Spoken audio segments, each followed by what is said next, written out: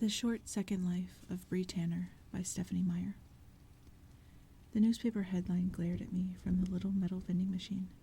Seattle under siege. Death toll rises again. I hadn't seen this one yet. Some paperboy must have just restocked the machine. Lucky for him, he was nowhere around now. Great. Riley was going to blow a gasket. I would make sure I wasn't within reach when he saw this paper. Let him rip somebody else's arm off. I stood in the shadow behind the corner of a shabby 3-story building, trying to be inconspicuous while I waited for someone to make a decision. Not wanting to meet anyone's eyes, I stared up at the wall beside me instead.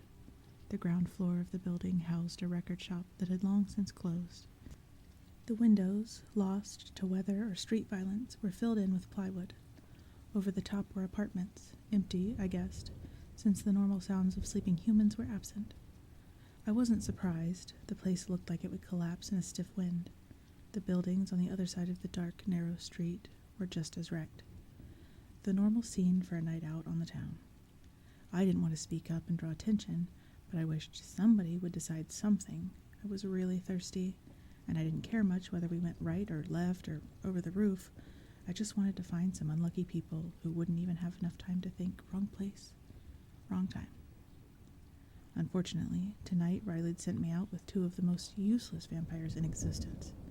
Riley never seemed to care who he sent out in hunting groups, or particularly bugged when sending out the wrong people together meant fewer people coming home.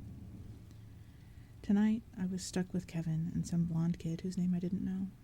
They both belonged to Raoul's gang, so it went without saying that they were stupid and dangerous, but right now mostly stupid.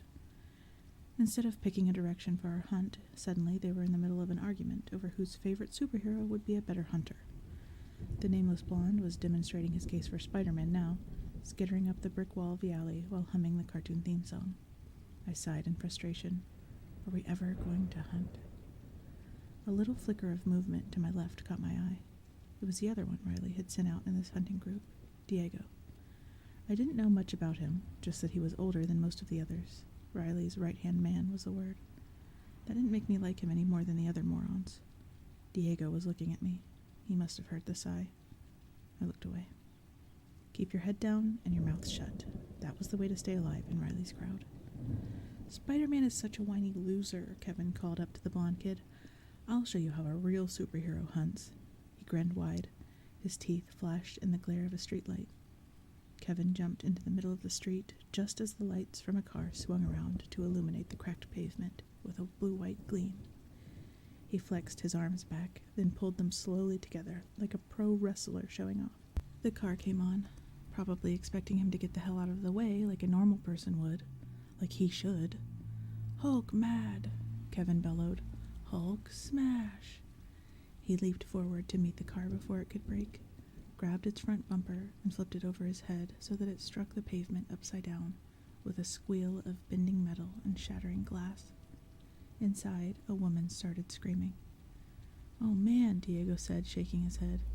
He was pretty, with dark, dense, curly hair, big, wide eyes, and really full lips, but then, who wasn't pretty?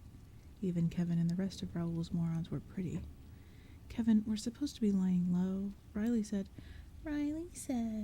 Kevin mimicked in a harsh soprano. Get a spine, Diego. Riley's not here. Kevin sprang over the upside-down Honda and punched out the driver's side window, which had somehow stayed intact up to that point. He fished through the shattered glass and the deflating airbag for the driver. I turned my back and held my breath, trying my hardest to hold on to the ability to think. I couldn't watch Kevin feed. I was too thirsty for that, and I really didn't want to pick a fight with him. I so did not need to be on Raoul's hit list. The blonde kid didn't have the same issues. He pushed off from the bricks overhead and landed lightly behind me. I heard him and Kevin snarling at each other, and then a wet tearing sound as the woman's screams cut off. Probably them ripping her in half. I tried not to think about it, but I could feel the heat and hear the dripping behind me, and it made my throat burn so bad, even though I wasn't breathing. I'm out of here, I heard Diego mutter. He ducked into a crevice between the dark buildings, and I followed right on his heels. If I didn't get away from here fast, I'd be squabbling with Raoul's goons over a body that couldn't have had much blood left in it by now anyway. And then maybe I'd be the one who didn't come home. Ugh, but my throat burned. I clamped my teeth together to keep from screaming in pain. Diego darted through a trash-filled side alley, and then, when he hit the dead end, up the wall. I dug my fingers into the crevices between the bricks and hauled myself up after him. On the rooftop, Diego took off, leaping lightly across the other roofs, toward the lights shimmering off the sound. I stayed close. I was younger than he was, and therefore stronger. It was a good thing we younger ones were strongest, or we wouldn't have lived through our first week in Riley's house. I could have passed him easily, but I wanted to see where he was going, and I didn't want to have him behind me. Diego didn't stop for miles. We were almost to the industrial docks. I could hear him muttering under his breath. Idiots! Like Riley wouldn't give us instructions for a good reason. Self-preservation, for example? Is an ounce of common sense so much to ask for? Hey, I called. Are we going to hunt anytime soon? My throat's on fire here. Diego landed on the edge of the wide factory roof and spun around. I jumped back a few yards on my guard, but he didn't make an aggressive move toward me. Yeah, he said. I just wanted to put some distance between me and the lunatics. He smiled, all friendly, and I stared at him. This Diego guy wasn't like the others. He was kind of calm, I guess was the word. Normal. Not normal now, but normal before. His eyes were a darker red than mine. He must have been around for a while, like I'd heard. From the street below came the sounds of nighttime in a slummier part of Seattle. A few cars, music with heavy bass, a couple of people walking with nervous, fast steps, some drunk bum singing off-key in the distance. You're Bree, right? Diego asked, one of the newbies. I didn't like that. Newbie. Whatever. Yeah, I'm Bree, but I didn't come in with the last group. I'm almost 3 months old. Pretty slick for a 3-monther, he said. Not many would have been able to leave the scene of the accident like that. He said it like a compliment, like he was really impressed. Didn't want to mix it up with Raoul's freaks. He nodded. Amen, sister. Their kind ain't nothing but bad news. Weird. Diego was weird. How he sounded like a person having a regular old conversation. No hostility, no suspicion. Like he wasn't thinking about how easy or hard it might be to kill me right now. He was just talking to me. How long have you been with Riley? I asked curiously. Going on 11 months now. Wow, that's older than Raoul. Diego rolled his eyes and spit venom over the edge of the building. Yeah, I remember when Riley brought that trash in. Things just kept getting worse after that. I was quiet for a moment, wondering if he thought everyone younger than himself was trash. Not that I cared. I didn't care what anybody thought anymore. Didn't have to. Like Riley said, I was a god now. Stronger, faster, better. Nobody else counted. Then Diego whistled low under his breath. There we go. Just takes a little brains and patience. He pointed down and across the street. Half hidden around the edge of a purple-black alley, a man was cussing at a woman and slapping her while another woman watched silently. From their clothes, I guessed that it was a pimp and 2 of his employees. This was what Riley had told us to do. Hunt the dregs. Take the humans that no one was going to miss. The ones who weren't headed home to a waiting family. The ones who wouldn't be reported missing. It was the same way he chose us. Meals and gods, both coming from the dregs. Unlike some of the others, I still did what Riley told me to do. Not because I liked him, that feeling was long gone. It was because what he told us sounded right.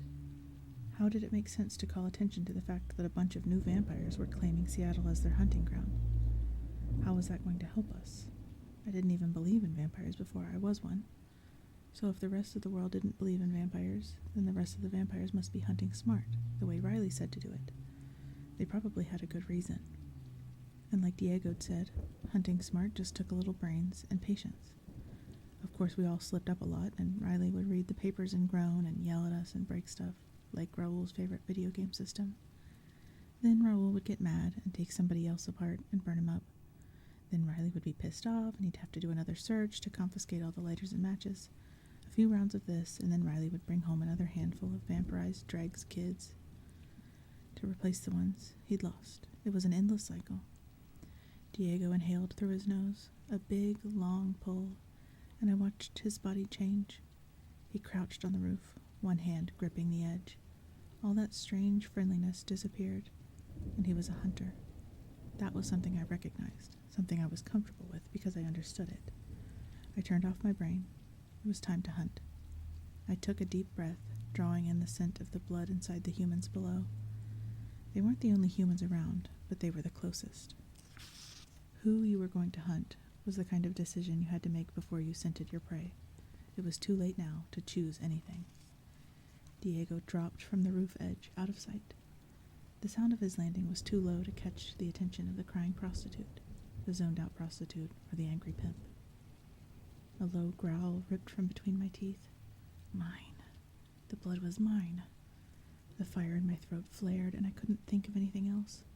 I flipped myself off the roof, spinning across the street so that I landed right next to the crying blonde.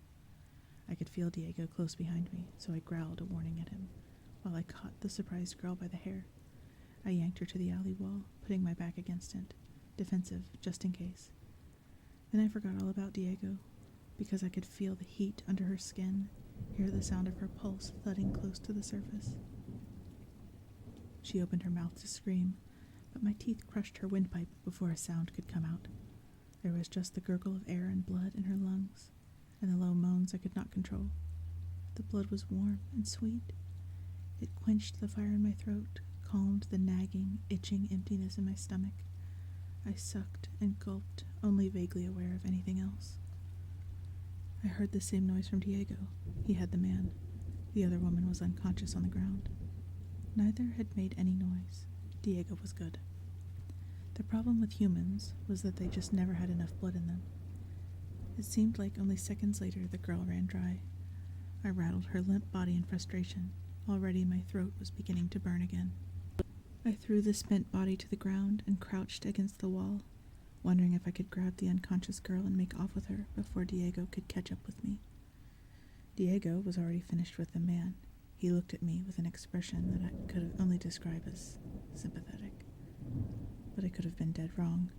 I couldn't remember anyone ever giving me sympathy before, so I wasn't positive what it looked like. Go for it, he told me, nodding to the limp girl on the ground. Are you kidding me? No, I'm good for now. We've got time to hunt some more tonight. Watching him carefully for some sign of a trick, I darted forward and snagged the girl. Diego made no move to stop me. He turned away slightly and looked up at the black sky. I sank my teeth into her neck, keeping my eyes on him. This one was even better than the last. Her blood was entirely clean.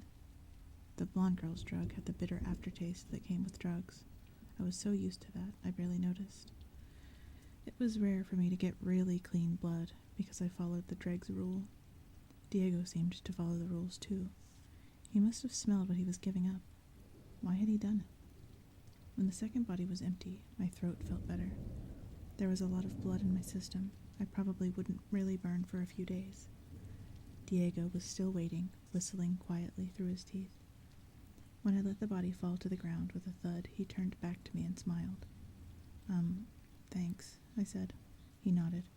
You looked like you needed it more than me, and I remember how hard it is in the beginning. Does it get easier? He shrugged.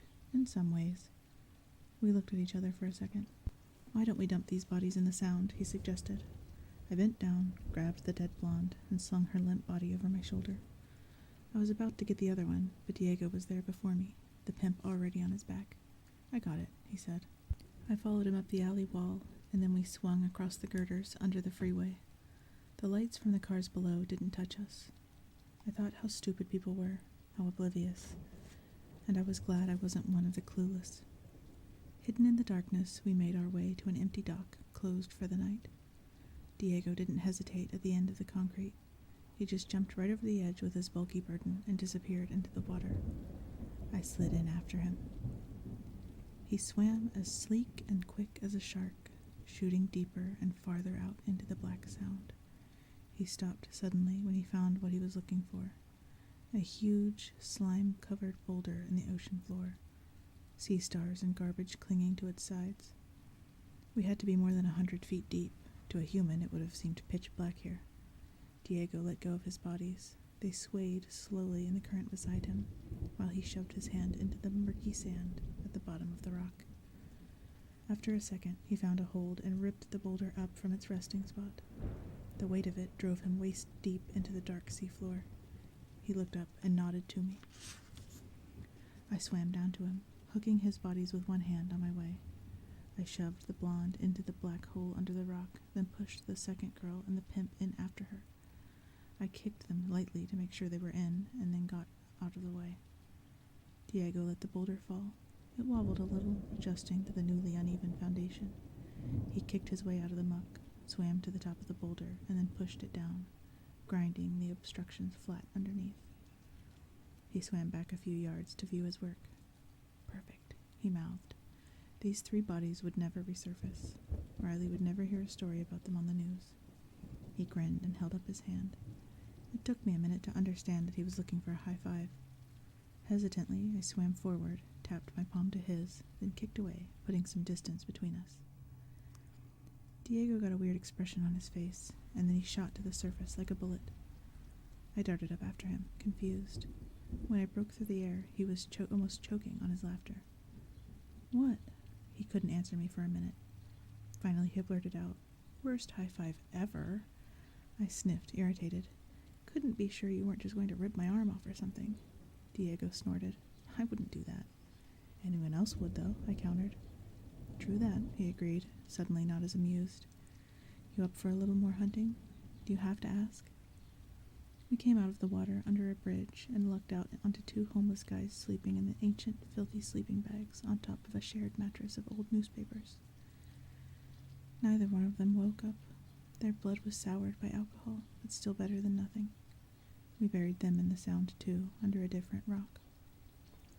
Well, I'm good for a few weeks, Diego said when we were out of the water again, dripping on the end of another empty dock. I sighed.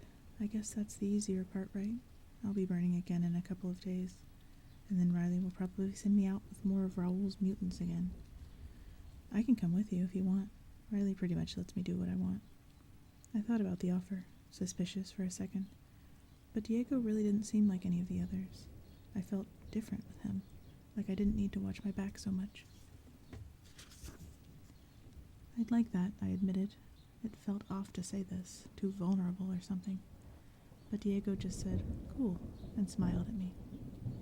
So how come Riley gives you such a long leash? I asked, wondering about the relationship there. The more time I spent with Diego, the less I could picture him being in tight with Riley. Diego was so friendly. Nothing like Riley, but maybe it was an opposites attract thing. Riley knows he can trust me to clean up my messes. Speaking of which, do you mind running a quick errand? I was starting to be entertained by this strange boy, curious about him. I wanted to see what he would do. Sure, I said. He bounded across the dock toward the road that ran along the waterfront. I followed after. I caught the scent of a few humans, but I knew it was too dark and we were too fast for them to see us. He chose to travel across rooftops again. After a few jumps, I recognized both our scents. He was retracing our earlier path. And then we were back at that first alley, where Kevin and the other guy had gotten stupid with the car. Unbelievable, Diego growled. Kevin and co. had just left, it appeared. 2 other cars were stacked on top of the first, and a handful of bystanders had been added to the body count. The cops weren't here yet, because anyone who might have reported the mayhem was already dead. Help me sort this out, Diego asked. Okay. We dropped down, and Diego quickly threw the cars into a new arrangement, so that it sort of looked like they'd hit each other rather than been piled up by a giant, tantrum-throwing baby. I grabbed the 2 dry, lifeless bodies abandoned on the pavement and stuffed them under the apparent site of impact. Bad accident, I commented. Diego grinned. He took a lighter out of a Ziploc from his pocket and started igniting the clothes of the victims. I grabbed my own lighter. Riley had reissued these when we went hunting. Kevin should have used his and got to work on the upholstery. The bodies, dried out and laced with flammable venom, blazed up quickly. Get back, Diego warned, and I saw that he had the first car's gas hatch open and the lid screwed off the tank. I jumped up the closest wall, perching a story above to watch. He took a few steps back and lit a match. With perfect aim, he tossed it into the small hole. In the same second, he leaped up beside me. The boom of the explosion shook the whole street. Lights started going on around the corner. Well done, I said. Thanks for your help. Back to Riley's? I frowned. Riley's house was the last place I wanted to spend the rest of my night. I didn't want to see Raoul's stupid face or listen to the constant shrieking and fighting. I didn't want to have to grit my teeth and hide out behind Freaky Fred so that the people would leave me alone. And I was out of my books. "We've got some time," Diego said, reading my expression. "We don't have to go right away." "I could use some reading material. And I could use some new music," he grinned. "Let's go shopping." We moved quickly through town, over rooftops again, and then darting through shadowy streets when the buildings got farther apart, to a friendlier neighborhood. It didn't take long to find a strip mall with one of the big chain bookstores. I snapped the lock on the roof access hatch and let us in. The store was empty, the only alarms on the windows and doors. I went straight to the H's, while Diego headed to the music section in the back. I'd just finished with Hale. I took the next dozen books in line. That would keep me for a couple of days. I looked around for Diego and found him sitting at one of the cafe tables, studying the backs of his new CDs. I paused, then joined him. This felt strange because it was familiar in a haunting, uncomfortable way. I had sat like this before, across a table from someone. I'd chatted casually with that person, thinking about things that were not life and death, or thirst and blood. But that had been a different, blurry lifetime. The last time I'd sat at a table with someone, that someone had been Riley. It was hard to remember that night for a lot of reasons. "So how come I never notice you around the house?" Diego asked abruptly. "Where do you hide?" I laughed and grimaced at the same time. I usually kick it behind wherever Freaky Fred is hanging out. His nose wrinkled. "Seriously? How do you stand that?" "You get used to it. It's not so bad being behind him as it is in front. Anyway, it's the best hiding place I've found. Nobody gets close to Fred." Diego nodded, still looking kind of grossed out. "That's true. It's a way to stay alive." I shrugged. "Did you know that Fred is one of Riley's favorites?" Diego asked. "Really? How?" "No one could stand Freaky Fred. I was the only one who tried, and that was solely out of self-preservation." Diego leaned toward me conspiratorially. I was already so used to his strange way that I didn't even flinch. I heard him on the phone with her.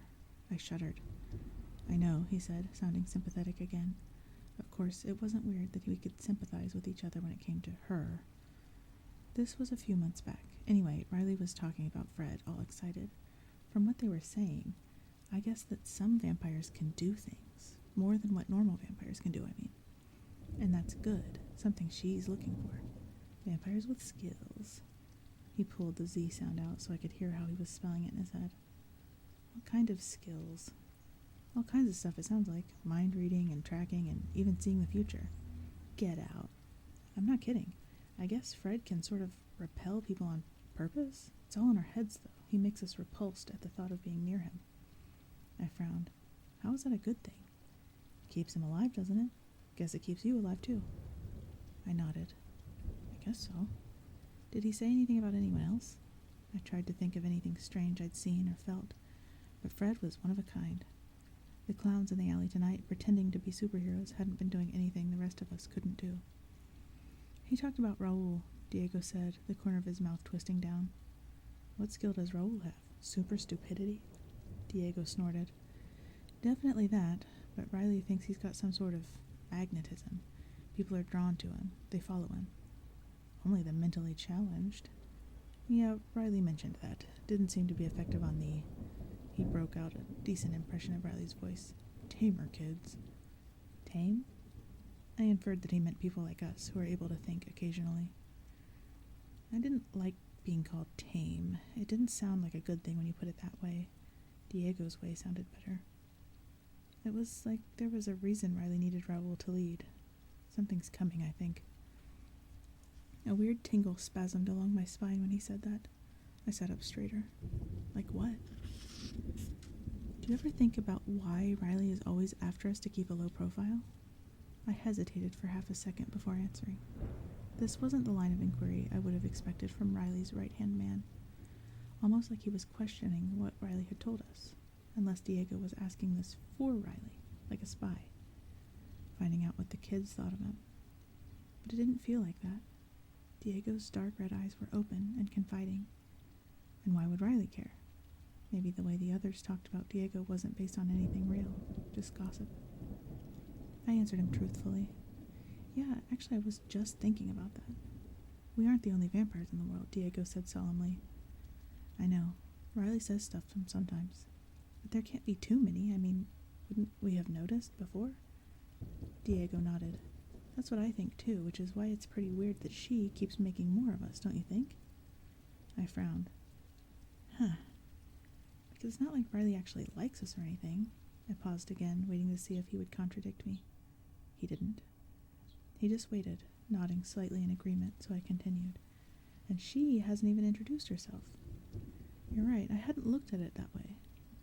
Well, I hadn't really thought about it at all, but then what do they want us for?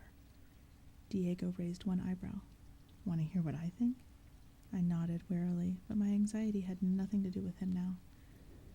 Like I said, something is coming. I think she wants protection, and she put Riley in charge of creating the front line.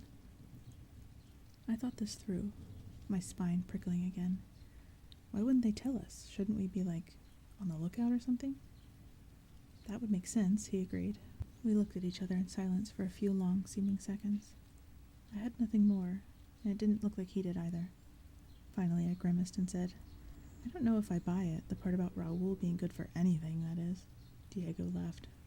Hard to argue that one. When he glanced out the windows at the dark early morning. Out of time. Better head back before we turn into Crispies. Ashes, ashes, we all fall down, I sang under my breath as I got to my feet and collected my pile. Diego chuckled.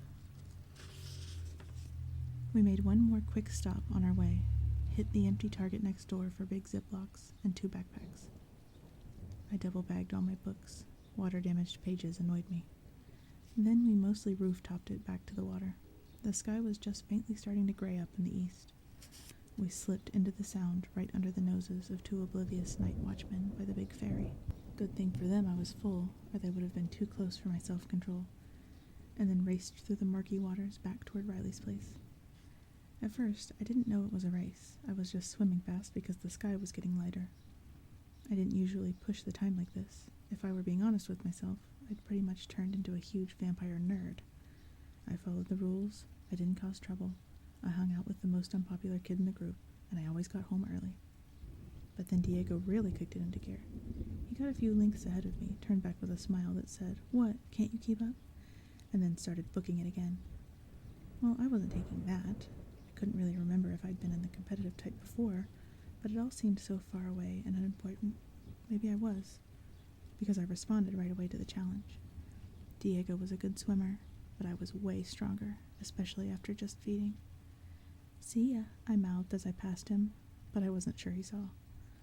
I lost him back in the dark water, and I didn't waste time looking to see by how much I was winning.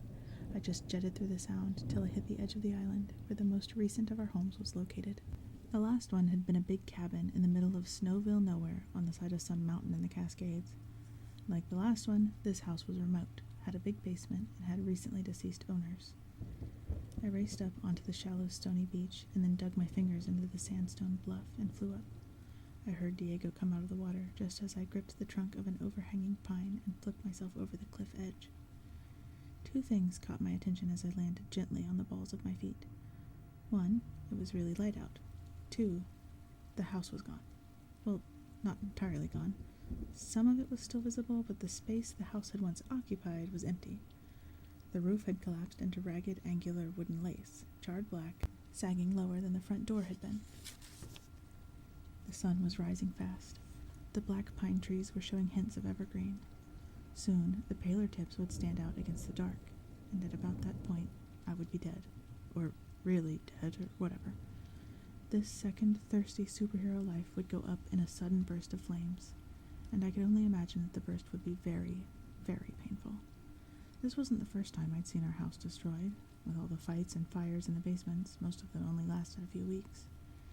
But it was the first time I'd come across the scene of destruction with the first faint rays of sunlight threatening. I sucked in a gasp of shock as Diego landed beside me. Maybe burrow under the roof, I whispered. Would that be safe enough, or... Don't freak out, Bree, Diego said, sounding too calm. I know a place. Come on. He did a very graceful backflip off the bluff edge.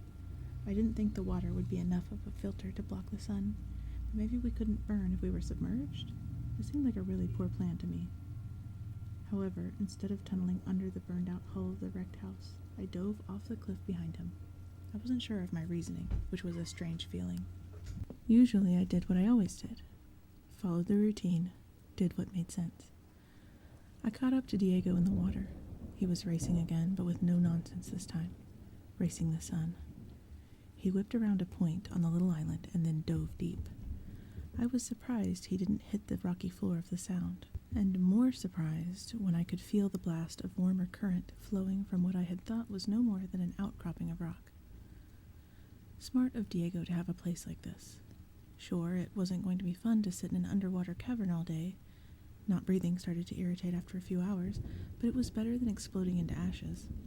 I should have been thinking like Diego was, thinking about something other than blood. I should have been prepared for the unexpected. Diego kept going through a narrow crevice in the rocks. It was as black as ink in here. Safe. I couldn't swim anymore. The space was too tight. So I scrambled through like Diego, climbing through the twisting space. I kept waiting for him to stop, but he didn't. Suddenly, I realized that we really were going up, and then I heard Diego hit the surface. I was out half a second after he was. The cave was no more than a small hole. A burrow about the size of a Volkswagen Beetle, though not as tall as that. A second crawl space led out the back, and I could taste the fresh air coming from that direction. I could see the shape of Diego's fingers repeated again and again in the texture of the limestone walls. "Nice place," I said. Diego smiled. "Better than Freaky Fred's backside." "I can't argue with that. Thanks."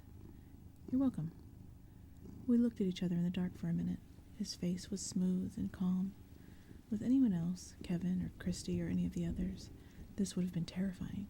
The constricted space, the forced closeness, the way I could smell his scent on every side of me. That could have meant a quick and painful death at any second. But Diego was so composed, not like anyone else. "How old are you?" he asked abruptly. 3 months, I told you that. That's not what I meant. How old were you? I guess that's the right way to ask. I leaned away, uncomfortable, when I realized he was talking about human stuff. Nobody talked about that. Nobody wanted to think about it. But I didn't want to end the conversation either.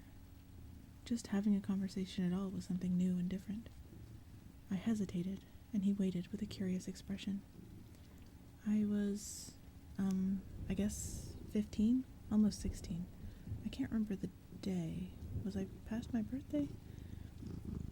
I tried to think about it, but those last hungry weeks were a big blur, and it hurt my head in a weird way to try to clear them up. I shook my head, let it go. "How about you?" "I was just past my 18th, Diego said. "So close." "Close to what?" "Getting out," he said, but he didn't continue. There was an awkward silence for a minute, and then he changed the subject. "You've done really well since you got here," he said, his eyes sweeping across my crossed arms, my folded legs. "You've survived. Avoided the wrong kind of attention. Kept intact." I shrugged and then yanked my left t-shirt sleeve up to my shoulder so he could see the thin, ragged line that circled my arm. "Got this ripped off once," I admitted. "Got it back before Jen could toast it. Riley showed me how to put it back on." Diego smiled wryly and touched his right knee with one finger. His dark jeans covered the scar that must have been there. "It happens to everybody." "Ouch," I said. He nodded, seriously. "But, like I was saying before, you're a pretty decent vampire." "Am I supposed to say thanks?" "I was just thinking out loud, trying to make sense of things." "What things?" He frowned a little. "What's really going on? What Riley's up to? Why he keeps bringing the most random kids to her? Why it doesn't seem to matter to Riley if it's someone like you or if it's someone like that idiot Kevin." It sounded like he didn't know Riley any better than I did. "What do you mean, someone like me?" I asked. "You're the kind that Riley should be looking for, the smart ones. Not just these stupid gangbangers that Raoul keeps bringing in. I bet you weren't some junky hoe when you were human." I shifted uneasily at the last word. Diego kept waiting for my answer, like he hadn't said anything weird. I took a deep breath and thought back. "I was close enough," I admitted after a few seconds of his patient watching. Not there yet, but in a few more weeks, I shrugged. You know, I don't remember much, but I do remember thinking that there was nothing more powerful on this planet than just plain old hunger. Turns out, thirst is worse. He laughed. Sing it, sister. What about you? You weren't a troubled teen runaway like the rest of us. Oh, I was troubled, all right. He stopped talking.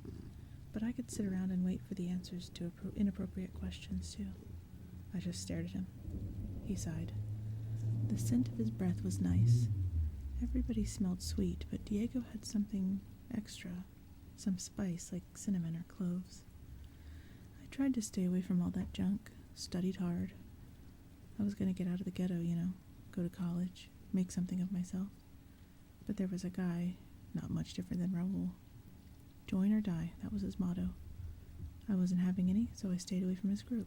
I was careful, stayed alive. He stopped, closing his eyes.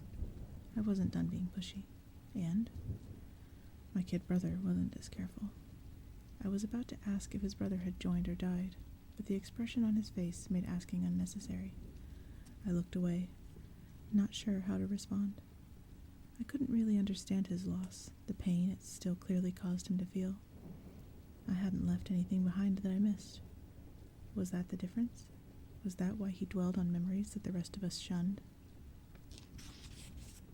I still didn't see how Riley came into this. Riley and the cheeseburger of pain. I wanted that part of the story, but now I felt bad for pushing him to answer. Lucky for my curiosity, Diego kept going after a minute. I kind of lost it. Stole a gun from a friend and went hunting. He chuckled darkly. Wasn't as good at it then, but I got the guy that got my brother before they got me. The rest of his crew had me cornered in an alley. Then, suddenly, Riley was there, between me and them.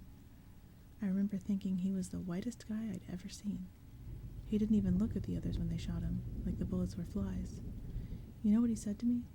He said, "Want a new life, kid?" Ha! I laughed. That's way better than mine. All I got was, "Want a burger, kid?" Though the image was blurry because my eyes sucked back then. He was the hottest boy I'd ever seen, tall and blonde and perfect, every feature. I knew his eyes must be just as beautiful behind the dark sunglasses he never took off, and his voice was so gentle, so kind. I figured I knew what he would want in exchange for the meal, and I would have given it to him too. Not because he was so pretty to look at, but because I hadn't eaten anything but trash for 2 weeks. It turned out he wanted something else, though. Diego laughed at the burger line. He must have been pretty damn hungry. Damn straight.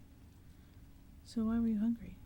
Because I was stupid and ran away before I had a driver's license. I couldn't get a real job, and I was a bad thief. What were you running from? I hesitated. The memories were a little more clear as I focused on them, and I wasn't sure I wanted that. Oh, come on, he coaxed. I told you mine. Yeah, you did. Okay. I was running from my dad. He used to knock me around a lot. Probably did the same thing to my mom before she took off. I was pretty little then. I didn't know much. It got worse. I figured if I waited too long, I'd end up dead. He told me if I ever ran away, I'd starve. He was right about that. Only thing he was ever right about as far as I'm concerned. I don't think about it too much. Diego nodded in agreement. Hard to remember that stuff, isn't it? Everything's so fuzzy and dark. Like trying to see with mud in your eyes. Good way to put it, he complimented me. He squinted at me like he was trying to see, and rubbed his eyes. We laughed together again. Weird. I don't think I've laughed with anybody since I met Riley, he said, echoing my thoughts. This is nice. You're nice. Not like the others. You ever try to have a conversation with one of them? Nope, I haven't. You're not missing anything, which is my point. Wouldn't Riley's standard of living be a little higher if he surrounded himself with decent vampires? If we're supposed to protect her, shouldn't he be looking for smart ones? So Riley doesn't need brains, I reasoned. He needs numbers. Diego pursed his lips, considering. Like chess. He's not making knights and bishops. We're just pawns, I realized. We stared at each other again for a long moment. I don't want to think that, Diego said. So what do? I asked, using the plural automatically, like we were already a team. He thought about my question for a second, seeming uneasy, and I regretted the we. But then he said, what can we do when we don't know what's happening? So he didn't mind the team thing, which made me feel really good, in a way I didn't remember ever feeling before. I guess we keep our eyes open, pay attention, Try to figure it out. He nodded. We need to think about everything Riley's told us, everything he's done. He paused thoughtfully. You know, I tried to hash some of this out with Riley once, but he couldn't have cared less. Told me to keep my mind on more important things, like thirst, which was all I could think about then, of course. He sent me out hunting, and I stopped worrying. I watched him, thinking about Riley, his eyes unfocused as he relived the memory, and I wondered. Diego was my first friend in this life, but I wasn't his. Suddenly, his focus snapped back to me. So what have we learned from Riley? I concentrated, running through the last 3 months in my head. He really doesn't tell us much, just the vampire basics. We'll have to listen more carefully. We sat in silence, pondering this. I mostly thought about how much I didn't know, and why I hadn't worried about everything I didn't know before now. It was like talking to Diego had cleared my head. For the first time in 3 months, blood was not the main thing there. The silence lasted for a while. The black hole I'd felt funneling fresh air into the cave wasn't black anymore. It was dark gray now, and getting infinitesimally lighter with each second. Diego noticed me eyeing it nervously. Don't worry, he said. Some dim light gets in here on sunny days. It doesn't hurt, he shrugged. I scooted closer to the hole in the floor, where the water was disappearing as the tide went out. Seriously, Bree, I've been down here before during the day. I told Riley about this cave and how it was mostly filled with water, and he said it was cool when I needed to get out of that madhouse. Anyway, do I look like I got singed? I hesitated, thinking about how different his relationship with Riley was than mine. His eyebrows rose, waiting for an answer. No, I finally said, but... Look, he said impatiently. He crawled swiftly to the tunnel and stuck his arm up to the shoulder. Nothing. I nodded once. Relax. Do you want me to see how high I can go? As he spoke, he stuck his head into the hole and started climbing. Don't, Diego. He was already out of sight. I'm relaxed, I swear. He was laughing. It sounded like he was already several yards up the tunnel. I wanted to go after him, to grab his foot and yank him back, but I was frozen with stress. It would be stupid to risk my life to save some total stranger, but I hadn't had anything close to a friend in forever. Already it would be hard to go back to having no one to talk to after only one night. No estoy quemando, he called down, his tone teasing. Wait, is that? Ow. Diego? I leaped across the cave and stuck my head into the tunnel. His face was right there, inches from mine. Boo. I flinched back from his proximity, just a reflex, old habit. Funny, I said dryly, moving away as he slid back into the cave. You need to unwind, girl. I've looked into this, okay? Indirect sunlight doesn't hurt. So you're saying that I could just stand under a nice shady tree and be fine? He hesitated for a minute, as if debating whether or not to tell me something, and then said quietly, I did once. I stared at him, watching for the grin, because this was a joke.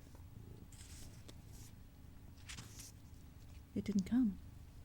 Riley said, I started, then my voice trailed off.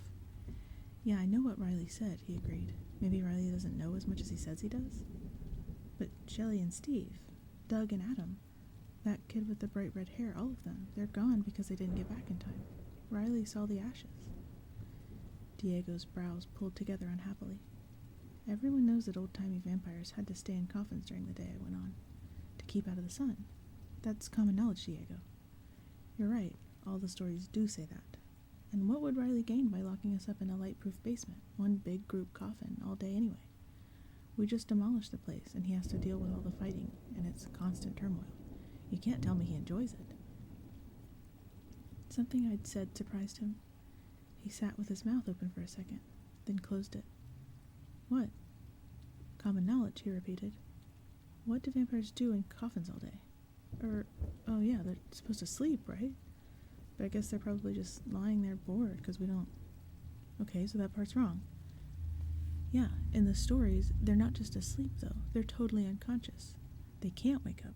A human can walk right up and stake them, no problem. And that's another thing, stakes. You really think someone could shove a piece of wood through you? I shrugged. I haven't really thought about it. I mean, not a normal piece of wood, obviously. Maybe sharpened wood has some kind of, I don't know, magical properties or something? Diego snorted. Please. Well, I don't know. I wouldn't just hold still while some human ran at me with a filed broom handle anyway. Diego, still with a sort of disgusted look on his face, as if magic were really such a reach when you're a vampire, rolled to his knees and started clawing at the limestone above his head. Tiny stone shards filled his hair, but he ignored them. "What are you doing?" "Experimenting." He dug with both hands until he could stand upright, and then kept going. "Diego, you get to the surface, you explode. Stop it." "I'm not trying to—" Here we go. There was a loud crack, and then another crack, but no light. He ducked back down to where I could see his face, and with a piece of tree root in his hand. White, dead, and dry under the clumps of dirt. The edge where he'd broken it was a sharp, uneven point. He tossed it to me. "Stake me." I tossed it back. "Whatever." "Seriously, you know it can't hurt me." He lobbed the wood to me. Instead of catching it, I batted it back. He snagged it out of the air and groaned. "You are so superstitious. I am a vampire. If that doesn't prove that superstitious people are right, I don't know what does." "Fine, I'll do it." He held the branch away from himself dramatically, arm extended, like it was a sword, and he was about to impale himself. "Come on," I said uneasily. "This is silly." "That's my point. Here goes nothing." He crushed the wood into his chest, right where his heart used to beat, with enough force to punch through a granite slab. I was totally frozen with panic, until he laughed. "You should see your face, Bree." He shifted the splinters of broken wood through his fingers. The shattered root fell to the floor in mangled pieces. Diego brushed at his shirt, though it was too trashed from all the swimming and digging for a real attempt to do any good. "We both have to steal more clothes the next time we got a chance." "Maybe it's different when a human does it. Because you felt so magical when you were human?" "I don't know, Diego," I said, exasperated. "I didn't make up all those stories." He nodded, suddenly more serious. "What if the stories are exactly that? Made up?" I sighed. "What difference does it make?" "Not sure, but if we're going to be smart about why we're here, why Riley brought us to her, why she's making more of us, then we have to understand as much as we possibly can." He frowned, every trace of laughter totally gone from his face now. I just stared back at him. I didn't have any answers. His face softened just a little. "This helps a lot, you know, talking about it. Helps me focus." "Me too," I said. "I don't know why I never thought about any of this before. It seems so obvious. But working on it together, I don't know. I can stay on track better." "Exactly," Diego smiled at me. "I'm really glad you came out tonight." "Don't get all gooey on me now." "What? You don't want to be—" He widened his eyes, and his voice went up an octave. "BFFs?" He laughed at the goofy expression. I rolled my eyes, not totally sure if he was making fun of the expression or of me. "Come on, Bree. Be my bestest bud forever. Please." Still teasing, but his wide smile was natural and hopeful. He held out his hand. This time I went for a real high five, not realizing until he caught my hand and held it that he'd intended anything else. It was shockingly weird to touch another person after a whole life, because the last 3 months were my whole life of avoiding any kind of contact. Like touching a sparking downed power line, only to find out that it felt nice. The smile on my face felt a little lopsided. Count me in. "Excellent. Our own private club. Very exclusive," I agreed. He still had my hand, not shaking it, but not exactly holding it either. "We need a secret handshake." "You can be in charge of that one." "So the super secret Best Friends Club is called to order. All present, secret handshake to be devised at a later date," he said. "First order of business, Riley. Clueless, misinformed, or lying?" His eyes were on mine as he spoke, wide and sincere, but there was no change as he said Riley's name. In that instant, I was sure there was nothing to the stories about Diego and Riley. Diego had just been around more than the others, nothing more. I could trust him. "Add this to the list," I said. "Agenda, as in, what is his? Bullseye. That's exactly what we've got to find out. But first, another experiment." That word makes me nervous. Trust is an essential part of the whole secret club gig. He stood up into the extra ceiling place he'd just carved out and started digging again. In a second, his feet were dangling while he held himself up with one hand and excavated with the other. "You better be digging for garlic," I warned him, and backed up toward the tunnel that led to the sea. "The stories aren't true, Bree," he called to me. He pulled himself higher into the hole he was making, and the dirt continued to rain down. He was going to fill in his hidey hole at this rate, or flood it with light, which would make it even more useless. I slid most of the way into the escape channel. Just my fingertips and my eyes above the edge. The water only came up to my hips. It would take me just the smallest fraction of a second to disappear into the darkness below. I could spend a day not breathing. I'd never been a fan of fire. This might have been because of some buried childhood memory, or maybe it was more recent. Becoming a vampire with enough fire to last me. Diego had to be close to the surface. Once again, I struggled with the idea of losing my new and only friend. "Please stop, Diego," I whispered, knowing he was probably laughing, knowing he wouldn't listen. "Trust, Bree." I waited, unmoving. "Almost," he muttered. "Okay." I tensed for the light, or the spark, or the explosion, but Diego dropped back down, and it was still dark. In his hand he had a longer root, a thick, snaky thing that was almost as tall as me. He gave me an "I told you so" kind of look. "I'm not a completely reckless person," he said. He gestured to the root with his free hand. "See? Precautions." With that, he stabbed the root upward into his new hole. There was a final avalanche of pebbles and sand as Diego dropped back onto his knees, getting out of the way. And then a beam of brilliant light, a ray about the thickness of one of Diego's arms, pierced the darkness of the cave. The light made a pillar from the ceiling to the floor, shimmering as the drifting dirt sifted through it. I was icy still, gripping the ledge, ready to drop. Diego didn't jerk away or cry out in pain. There was no smell of smoke. The cave was 100 times lighter than it had been, but it didn't seem to affect him, so maybe his story about shade trees was true. I watched him carefully as he knelt beside the pillar of sunlight, motionless, staring. He seemed fine, but there was a slight change to his skin, a kind of movement, maybe from the settling dust that reflected the gleam. It looked almost like he was glowing a little. Maybe it wasn't the dust. Maybe it was the burning. Maybe it didn't hurt, and he'd realized it too late. Seconds passed as we stared at the daylight, motionless. Then, in a move that seemed both absolutely expected and also completely unthinkable, he held out his hand, palm up, and stretched his arm toward the beam. I moved faster than I could think, which was pretty dang fast, faster than I'd ever moved before. I tackled Diego into the back wall of the dirt-filled little cave before he could reach that one last inch to put his skin in the light. The room was filled with a sudden blaze, and I felt the warmth on my leg in the same instant that I realized there wasn't enough room for me to pin Diego to the wall without some part of myself touching the sunlight. "Bree," he gasped. I twisted away from him automatically, rolling myself tight against the wall.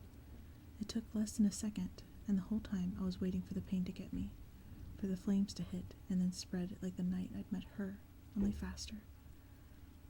The dazzling flash of light was gone. It was just the pillar of sun again. I looked at Diego's face. His eyes were wide, his mouth hanging open. He was totally still, a sure sign of alarm. I wanted to look down at my leg, but I was afraid to see what was left. This wasn't like Jen ripping my arm off, though that had hurt more. I wasn't going to be able to fix this. Still no pain yet. "Bree, did you see that?" I shook my head once quickly. "How bad is it?" "Bad? My leg," I said through my teeth. "Just tell me what's left." "Your leg looks fine to me." I glanced down quickly, and sure enough, there was my foot and my calf, just like before. I wiggled my toes. "Fine. Does it hurt?" he asked. I pulled myself off the ground, onto my knees. "Not yet." "Did you see what happened? The light?" I shook my head. "Watch this," he said, kneeling in front of the beam of sunshine again. "And don't shove me out of the way this time. You already proved I'm right." He put his hand out.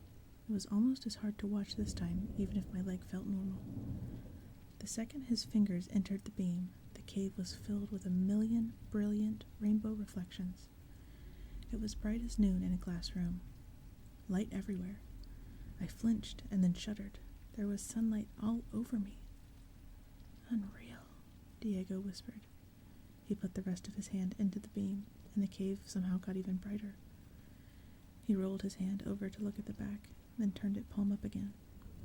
The reflections danced like he was spinning a prism. There was no smell of burning, and he clearly wasn't in pain. I looked closely at his hand, and it seemed like there were a zillion tiny mirrors in the surface, too small to distinguish separately, all shining back the light with double the intensity of a regular mirror. "Come here, Bree. You have to try this." I couldn't think of a reason to refuse, and I was curious, but I was also still reluctant as I slid to his side. "No burn? None. Light doesn't burn us, it just reflects off of us." I guess that's kind of an understatement. Slow as a human, I reluctantly stretched my fingers into the light. Immediately, reflections blazed away from my skin, making the room so bright that the day outside would look dark in comparison. They weren't exactly reflections, though, because the light was bent and colored, more like crystal. I stuck my whole hand in, and the room got brighter. "Do you think Riley knows?" I whispered. Maybe not. Why would he need tell us if he did? What would be the point? So we're walking disco balls? I shrugged. Diego laughed. "I can see where the stories come from. Imagine if you saw this and you were a human. Wouldn't you think that guy over there just burst into flames? If he didn't hang around to chat, maybe." "This is incredible," Diego said with one finger. He traced a line across my glowing palm. Then he jumped to his feet, right under the sunbeam, and the room went crazy with light. "Come on, let's get out of here." He reached up and pulled himself toward the hole he'd cut to the surface. You'd think I would have been over it, but I was still nervous to follow. Not wanting to seem like a total chicken, I stayed close on his heels, but I was cringing inside the whole way. Riley had really made his point about burning in the sun. In my mind, it was linked to that horrific time of burning as I became a vampire, and I couldn't escape the instinctive panic that filled me every time I thought of it. Then Diego was out of the hole, and I was next to him in half a second. We stood on a small patch of wild grass, only a few feet from the trees that covered the island. Behind us, it was just a couple of yards to a low bluff and then the water. Everything around us blazed in the color and the light shining off us. "Wow," I muttered. Diego grinned at me, his face beautiful with light, and suddenly, with a deep lurch in my stomach, I realized that the whole BFF thing was way off the mark, for me anyway. It was just that fast.